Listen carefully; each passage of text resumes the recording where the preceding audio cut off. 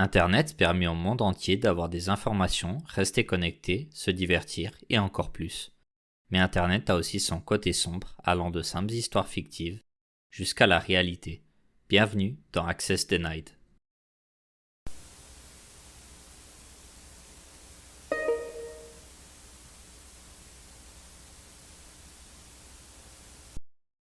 Le 7 septembre 2012, une fille de 15 ans, Amanda Todd, poste une vidéo sur YouTube à propos de son cyberharcèlement et chantage d'une personne inconnue. Pendant toute la vidéo, aucun mot n'est prononcé, juste des mots sur des cartes en papier. Elle montre une à une situation horrible à vivre. Un mois plus tard, elle se suicide. L'histoire d'Amanda Todd est pour moi l'une des pires du genre sur la plateforme. Ayant vu la vidéo à l'époque, je ne connaissais rien d'autre à l'histoire. Mais quand j'ai découvert le reste, c'était encore plus horrible que ce que je pensais.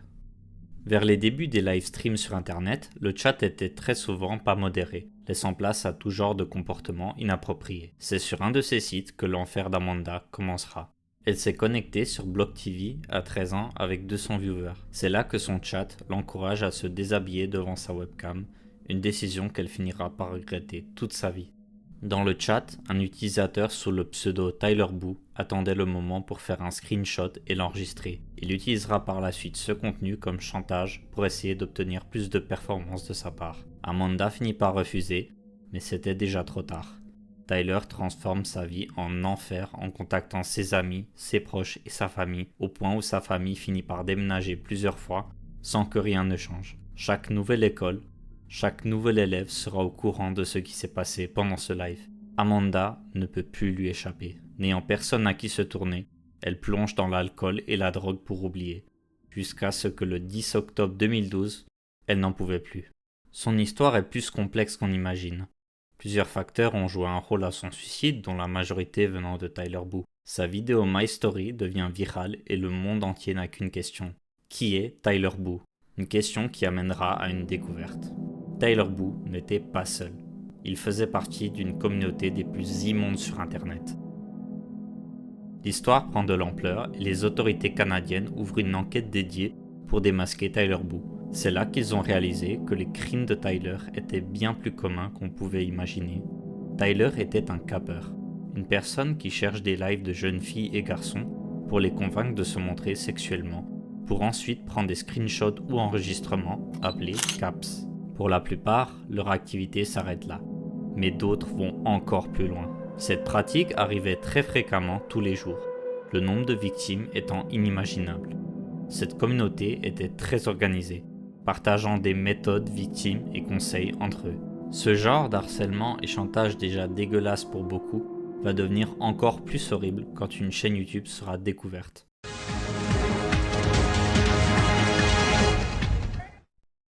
Happy Father's Day, Cappers and Camera Horse. Welcome to the week in review of the Daily Capper. We are halfway through the year, and what better way to spend 365 days than on your computer screen looking for Camera Horse? The week of June 14 to 20 has been an incredible week for capping. It is summertime, despite what others think. Summer is not the time to go outdoors swimming, being with friends. Rather, it is a time for girls and boys to turn their computers on and get dirty. The Daily Capper a débuté sur YouTube le 20 juin 2010 et a continué régulièrement pendant environ un an. Chaque épisode durait environ 5 minutes et était présenté par une présentatrice dont la voix est générée par text-to-speech. Si ce programme vous dit quelque chose, vous avez raison. Il s'agit d'une copie de Crashbox, un programme pour enfants diffusé sur la chaîne américaine HBO qui avait une partie nommée Distraction News. The Daily Capper a volé cette image et utilisé une voix text-to-speech pour parler de leurs activités très sombres. Cette chaîne a attiré l'attention des inspecteurs et d'autres car elle documentait tout ce qui se passait dans la communauté d'une façon très directe. À première vue, on pourrait croire que tout cela n'est qu'une parodie de mauvais goût. Mais rien qu'en regardant le premier épisode, c'est clairement pas le cas. Let's start with this past Thursday. Epic win was delivered in the form of 4 13-year-old girls from Blog TV Jr. Came to China Cat and stripped it all for a room of 300. Went to Tiny Chat and exposed her 15-year-old Smoothie. She was later heroed and blackmailed by Doc Holliday. Shortly after that, she was banned from TinyChat. Those were just some of the many highlights from this past week. It has been an incredible week so far and only the sample of things to come in the future. Thank you for joining us. Be sure to check out the Daily Capper magazines. Also look forward to the next magazine coming out next month. Until then, happy hunting.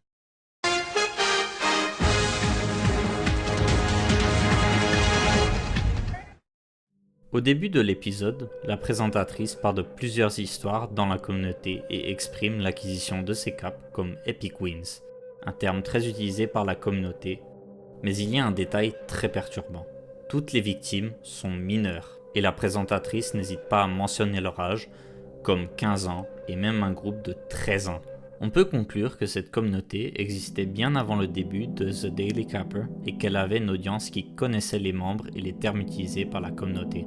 Malheureusement, cela confirme que ce n'est pas une parodie de mauvais goût, mais la sombre réalité.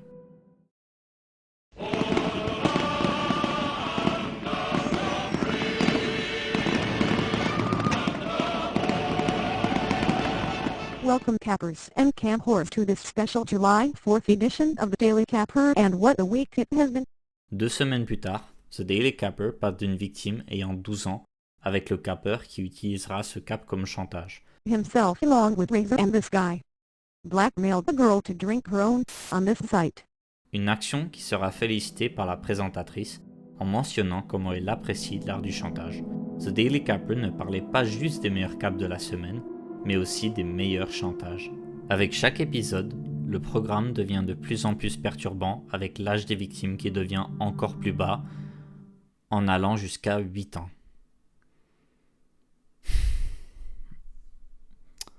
Oui, vous avez bien entendu, 8 ans. This past Friday Minnie pressured a 12-year-old black girl with her 8-year-old sister to shout. Seriously, an 8-year-old. Je pense que vous avez maintenant une image de la communauté. Les victimes sont mineures et la majorité des cappeurs sont majeurs, donc il y a évidemment de la pédophilie en jeu. Leurs intentions deviendront claires avec ces 2 extraits. Le premier, quand les victimes deviennent majeures, la présentatrice les qualifiant comme retraités. On a much lighter note, we visited Camp for the Win this week. For everyone who doesn't know what that is, it's a tiny chat room for horny adults and fat guys with facial hair. This is also the only place you can see and so I guess it's also a camp or retirement home. Et le deuxième expliquant que ce qu'ils font est totalement différent des autres. Now a lot of people wonder exactly what capping is really like. While it's hard to explain every aspect in such a short period of time, some people have gone as far as to describe it as an underground version of Girls Gone Wild. Of course there are a lot of differences between capping and Girls Gone Wild. For one, there are no blackmailers on Girls Gone Wild. But then again, those girls know they're going to have their videos shared all over the world. While girls on the internet will cry when they get recorded, plus they have to ask for permission before they use videos. And they have to be 18 or over. Complete opposite to what goes on here.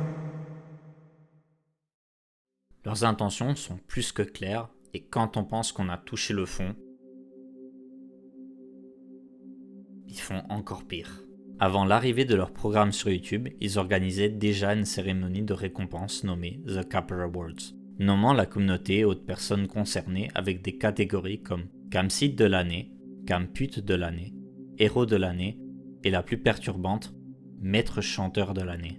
On peut penser que c'est juste une autre idée qu'ils ont eue et que leur chaîne n'était pas populaire, mais rien qu'en regardant le nombre de votes des Capper Awards de 2009, ayant reçu plus de 4000 votes, cette communauté est encore plus grande qu'on imagine. Cette cérémonie n'est pas arrivée juste une fois, celle de 2010 a pris le style de plateau télé qu'on connaît. Dans les Capper Awards de 2010, la nomination de Maître chanteur de l'année a été attribuée à un utilisateur Cody1206, qui était devenu populaire après avoir harcelé une jeune fille nommée Peyton. Non seulement cette communauté savait très bien les dégâts qu'ils infligeaient, ils en étaient fiers. Dans un épisode, une victime qui avait soudainement disparu après l'harcèlement de cette communauté, la présentatrice dit ceci. According to her Twitter, she ran away.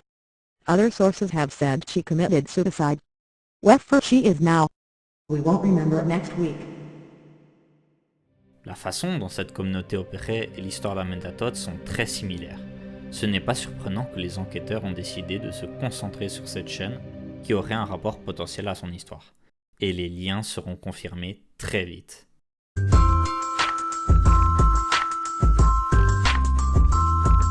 Merry Christmas Cappers and Camp Horse to the December 19th edition of the Daily Capper.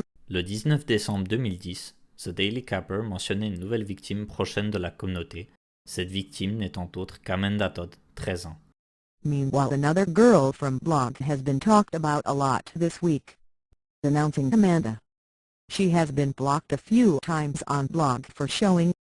She said she has been IP banned from Blog TV and ended up moving to Wicked Camp Chat to sing like she usually does. La présentatrice mentionnait qu'elle était très active sur des sites cam et était très populaire dans la communauté. Les liens n'étaient pas juste des hypothèses, ils étaient confirmés devant nos yeux. Les dates coïncidaient avec le début de son harcèlement, les enquêteurs se sentaient très proches d'arriver à retrouver l'auteur derrière tout ça. Et pourtant, ils ne seront pas les premiers à le faire.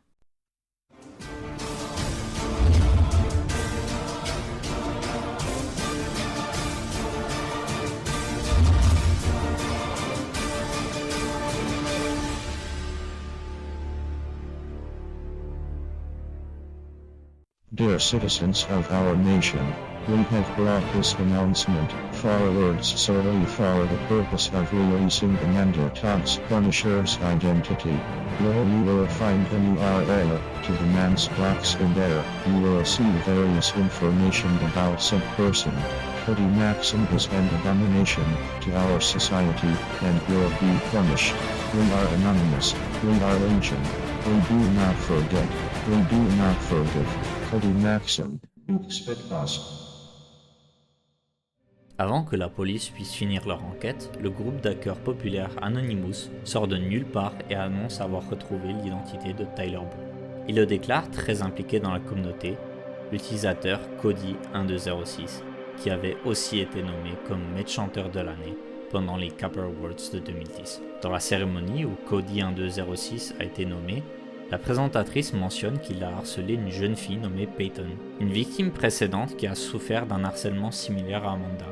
Et avec cette information, Anonymous a creusé jusqu'à prouver que son compte avait interagi avec Amanda et avait aussi hébergé son cap sur son compte à la vue de tous. Et pour en ajouter plus à son dossier, Cody était déjà en train d'être accusé pour abus sexuels sur mineurs.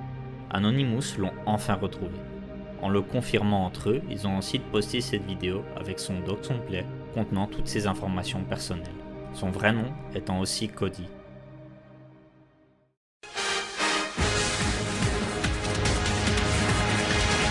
Welcome to another edition of the Daily Capper. We just wanted to help provide a few more details to the recent Amanda Todd tragedy. The majority of people seem misinformed. Le 10 novembre 2012, The Daily Capper poste une vidéo 26 jours après celle d'Anonymous, pour s'expliquer à propos d'Amanda Todd, en commençant par confirmer les dates de l'épisode posté en décembre 2010, puis ce message privé d'Amanda le 4 janvier 2011, adressé à The Daily Capper. Salut, c'est Amanda. On me fait chanter et la police est en train de retrouver le gars qui a posté la vidéo à toute ma famille et mes amis parce que j'ai pas voulu faire des trucs avec lui en cam. Mettez ça dans vos nouvelles. Des gens se font aussi arrêter, mais le site est mort. La présentatrice qualifie la police de ne pas avoir pu l'aider alors que The Daily Capper savait très bien ce qu'il faisait. L'épisode continue avec des reproches aux médias de ne rien connaître au monde du capping et que n'importe qui aurait pu être son maître chanteur. Cet épisode a surpris tout le monde car en janvier 2011, la chaîne YouTube de The Daily Capper est devenue inactive pour des raisons inconnues. Une des raisons possibles était que le créateur avait eu des problèmes avec YouTube, il a changé le programme de plateforme comme Dailymotion et autres, ce qui coïncide bizarrement avec la date du message d'Amanda. Mais on ne sait pas vraiment si le message a eu un effet ou si c'était juste une coïncidence. The Daily Capper n'a plus jamais reposté sur un de leurs comptes connus du public, laissant plein de mystères à son sujet. Un de ces mystères était un site internet qui contenait un magazine téléchargeable contenant je ne sais quoi. Le site étant partiellement archivé, il est préférable que le contenu de ce magazine reste perdu à jamais. Il y avait aussi d'autres chaînes YouTube comme Capper Cartoons qui contenaient des animations à la GoAnimate parlant de différents cappers dans la communauté. Le créateur n'a toujours pas été identifié, et c'est ainsi que cette chaîne étrange se conclut. Mais qu'en est-il du reste? Eh bien, il y avait un problème. Anonymous s'est trompé. Tyler Boo n'était pas Cody. Les numéros de téléphone et adresse mail de Tyler Boo appartenaient à une personne totalement différente, la date de naissance de Cody étant différente d'environ une décennie. Après la conclusion de l'enquête de police officielle, il a été confirmé que Tyler Boo était en réalité un Hollandais de 44 ans nommé Aiden Coben, un capeur qui a utilisé plus de 22 comptes Facebook dans le cas d'Amanda et encore plus pour ses autres victimes. Il avait accumulé une liste de victimes immense, dont Amanda qu'il a constamment harcelé pendant 3 longues années jusqu'à sa mort. Et même si Cody était aussi impliqué d'une façon ou l'autre, ses actions ne sont quand même pas pardonnables. La condamnation d'Aiden Coben semblait être de 13 ans, mais a été réduite fin décembre 2023. Pour vous expliquer plus simplement, je vais rapidement résumer sa condamnation depuis le début avec les éléments les plus importants. En janvier 2014, la police néerlandaise avait arrêté Coben après une enquête impliquant des victimes hollandaises. Il s'était vu inculpé pour 9 infractions, dont production et diffusion de matériel. 3 mois plus tard, la police canadienne annonçait que Aiden avait aussi 5 charges contre lui, dans l'état d'Amanda, Colombie-Britannique, dont extorsion, leurre par internet, harcèlement criminel et possession de... Il avait écrit une lettre de 4 pages en anglais depuis la prison néerlandaise, clamant son innocence et qu'il était en prison depuis 1 an pour des choses qu'il n'avait pas commises. Le 28 juin 2016, le tribunal néerlandais approuve l'extradition de Coben au Canada pour se retrouver face à la justice canadienne en 2020. Le 14 octobre 2022, il est condamné à 13 ans de prison pour l'extorsion sexuelle d'Amanda, dont 11 ans du Pays-Bas pour ses autres victimes. Aiden Coben's sentence has been cut by more than half. A Dutch court has handed him a 6-year sentence. Now, it's much lighter than what he received here in BC, and that's because the Canadian sentence needed to be converted into Dutch law. Sa sentence, qui a soudainement été coupée en 2 pour être conforme à la loi néerlandaise, a évidemment beaucoup choqué. La mère d'Amanda a expliqué aux médias qu'elle pense tout de même que 6 ans est mieux que 0. 6 years is... I'm okay with that. Hopefully it sends a message to other offenders that you can be caught